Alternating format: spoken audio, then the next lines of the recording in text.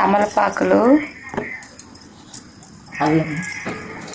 అల్లం ముక్క, 2 తెల్లుల్లిపాయలు, 2 తమలపాకులు. మిక్సీలో కానీ మనము తెల్లగడ్డ దంచుకుంటాం కదా, అలా రోల్లో కానీ నున్నగా రుబ్బేసుకోవాలి. 3 కలిపి ఇలా రుబ్బిన తర్వాత దాన్ని చిన్న చిన్న గోళీలాగా, చిన్న కుంకుడుగాయ లాగా ఉండలు చేసుకొని,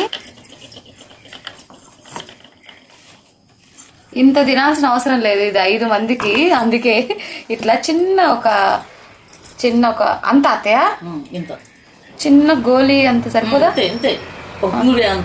ఈ ఉండని మార్నింగ్ పొరగడుపుతో మంచినీళ్ళతో మింగేసేయాలి.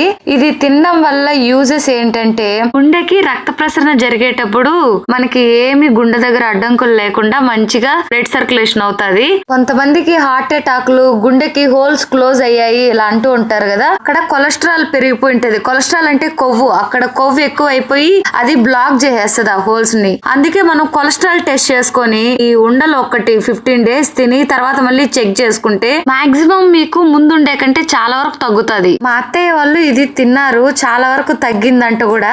బాగుండే వాళ్ళు కూడా తినచ్చు, అలా తింటే ఇంకా అలాంటి ప్రాబ్లమ్స్ కూడా ఏవి రాకుండా ఉంటాయి.